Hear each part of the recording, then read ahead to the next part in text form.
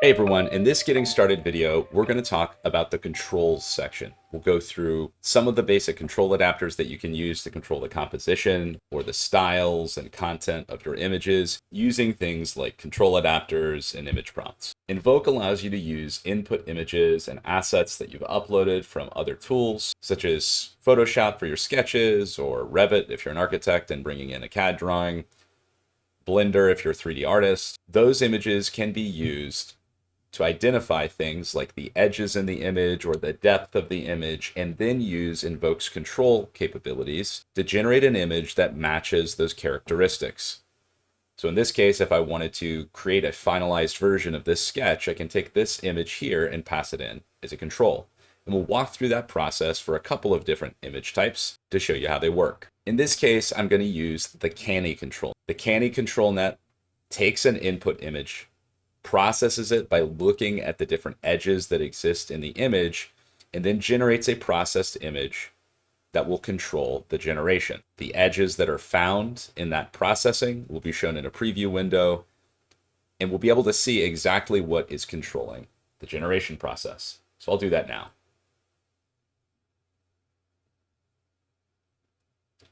You'll notice that I have a preview here of our processed image that shows the edges that are going to control the generation.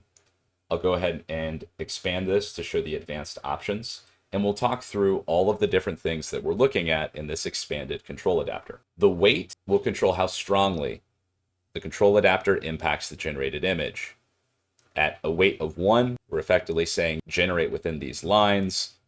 If we were to decrease that to 0.5, it's giving a lot more freedom. It's more of like a suggestion. Here are a couple of edges. Do something around these edges while you're generating. The begin and end step percentage control allows you to dictate where in the generation process this control is being applied. If we apply a control early on in the generation, the composition, the overall shape of the image will be controlled well. If we apply it towards the end of the generation, the small details of the generation will also be impacted by the control. By default, this is going to control the entire generation, but sometimes you might find that decreasing the end step down to 80% allows for more flexibility and variation in the output images. Control mode allows you to set whether you're providing more weight to the prompt or more weight to the control image. Balanced is going to be your default control mode, and that just equally weights both the prompt that you've put in at the top as well as the control image. Resize mode will control how the image is resized to fit the generation. If you upload a vertical aspect ratio, for example, and you're generating a square image, by default resize will take the vertical aspect ratio image and kind of squash it. So you might not want that. You might want to turn that into crop or fill. The processor setting is going to be automatically set for you based on the model that you've selected. And again, when we upload a new image, it is going through this processor first to generate the input image for the control. The Canny processor, in this case, identifies all of the edges in an uploaded image. Each processor has settings that are default controls for that processor.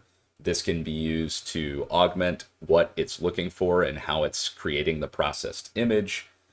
For Canny, for example, changing the threshold will change the amount of edges that it finds. If we turn that higher, we're going to find that the reprocessed image has less edges in it. So let's go ahead and close this up and generate a new image with our control on Canny using these settings. We'll do concept art of a red mage, and I'll add in some additional terms for style.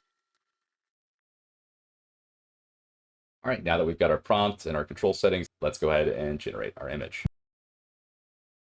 So as we can see, we now have our red mage. It's used a lot of the shape of our original image in generating this output, but maybe we want to let it have a little bit more freedom to explore things that are some of the smaller details that might have been overly controlled.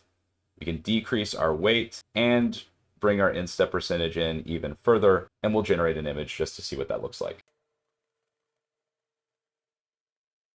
So we can see that we still have a lot of the same compositional structure, but some of the details have been changed a little bit. We now have a face on this because we didn't have a face in our original. And we gave a little bit more freedom to the AI by reducing the weight and decreasing the inset percentage. We'll do one more at a lower weight just to show how much flexibility can be given when using this process.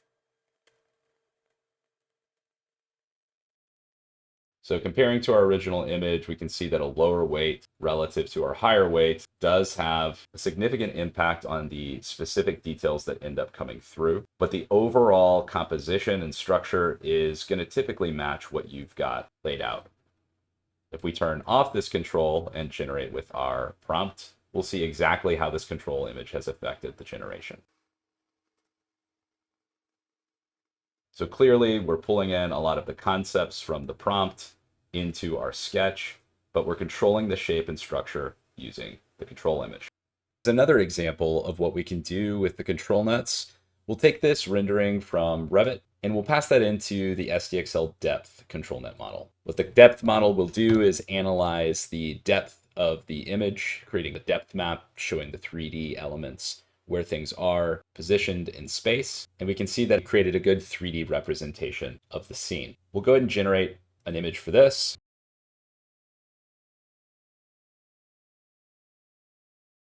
So that we can see how it takes this depth information and uses that to control the image. One thing we'll want to do is make sure that our generation images match the control image that we've put in.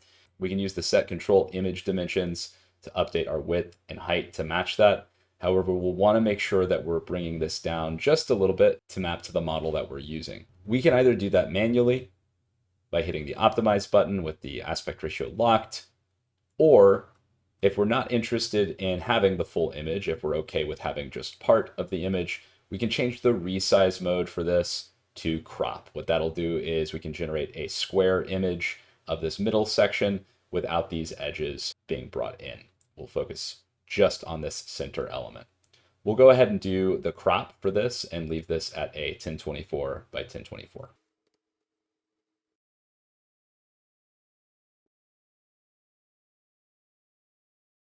Now we can see that if we compare to this image, it is pulling a lot of this center element in and matches up nicely to the output. There may be a few small elements that we don't really see picked up. This, for example, is a window, not a painting. And what we may want to do is add a second control net. And for this one, we'll go ahead and use the SDXL Canny control adapter. We'll drop that in. And we'll take a look at the lines that have been found on the edge detection. We'll notice that it's a little bit light on the details. It hasn't picked up quite as much as we can see with our eye in the image. And so we'll go ahead and bring the threshold down to see if we can pick up more of the edges. We'll bring our high threshold down a little bit as well. And now we have a lot more of the edges that we'd want to pass in to control the generation identified for the Canny model.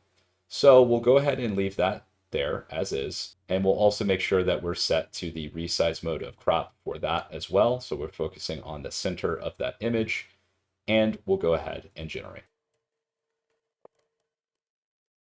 We can actually see that we've taken that photo and brought it in a very true to form way of what was in the original rendering to generate our ultimate image of that room. So to recap, what we did here is we took that rendering, brought it in to identify the depth information, and we also used the Canny edge detection control net to ensure that a lot of the smaller details, like the edges of paintings, certain lighting fixtures, all were identified and brought into this final generation. The other control adapter that we'll explore on today's video is IP adapter. IP adapter allows us to pass in any image that we want in order to inspire the generation with concepts, colors, aesthetics, styles that it's finding in the image being passed in. We'll add an IP adapter and we'll pass in the image of our bedroom here. And we'll now talk about the weight of the IP adapter. If you're just using an image prompt and you're not using any text prompt at all, so we're clearing out this top piece, you might leave the weight of the IP adapter at 1. That's effectively saying, ignore almost everything else. This is the image. Try to create something very much like this. However, what we've found is that most people really want to explore the combination of text and image prompts together. And in this case, we probably want to bring the weight down to about 0.5, 0.4, and that'll allow a healthy mix of the image and the text prompt that we're passing in. So in this case, we could leave a lot of this in, and we probably would generate very similar bedrooms to what we've passed in as our image prompt. Let's go ahead and just generate one to see what that looks like. So we got another bedroom, we've got windows, we've got a bed. There's a lot of stuff in here that it's picked up and found. However, we'll notice that it is somewhat different than what we had passed in. That's because the IP adapter that we're using is mostly for inspirational concepts. It's kind of a lighter weight image prompt. If we really want to focus on getting the exact same positioning on the bed, the same layout of concepts in the room, we can use the plus adapter. The IP adapter plus will look at everything like the positioning of certain elements in the image, how things are laid out, the coloring. It will really try as much as possible to bring that in as a concept. Let's see what we get with that. With the plus adapter, we have a bed against the wall. We have two lamps. We have a photo on the wall. There's a chair in the corner. There's a window on the back wall. A lot of these elements are in roughly the same space positionally. The colors are very similar between the two rooms. And there's a lot that you can see has been invoked by using that image prompt. Now, what happens if we take our prompt and remove a lot of the elements that were in there that were driving the same similar vibe as the bedroom? We use our image prompt to inject concepts of this bed and this bedroom, but we use a positive prompt that's a little broader and more focused on other aesthetics we want to bring out, like plaid and flannel textures. We'll go ahead and generate to see what we get. We see a little bit of that plaid and some of the elements on the wall, but because of the weight of this and because it is the IP adapter plus model, it's overriding even this basic text prompt. We'll bring the weight down so we can see what happens when we're balancing out this very powerful image prompt with this plaid and flannel texture image.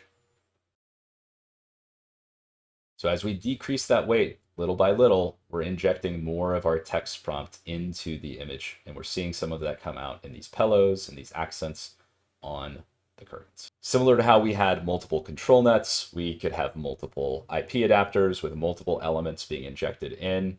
This is something that's really fun to play with, to see how these concepts override each other. The important thing to recognize is that you're going to want to have a dominant concept either in your text prompt with very low weight IP adapters, or a higher weight IP adapter with lower weight secondary IP adapters. The last control adapter that you can use is T to I adapter. These are very largely the same as your control nets.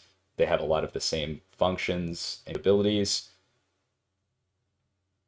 You'll note that if you add too many control nets, you might run into some problems generating your images. That's because control nets are very large and resource intensive. T to I adapters are a little bit smaller, a little bit less effective, but a lot more efficient and allow you to add even more of those capabilities together in the same generation process. For now, since we've covered ControlNet and we've covered IP adapter, we won't touch on this last one today, but it'll function very similar to how you've seen ControlNet work in this video. Hopefully that helps you get started with controls. We look forward to seeing what you create.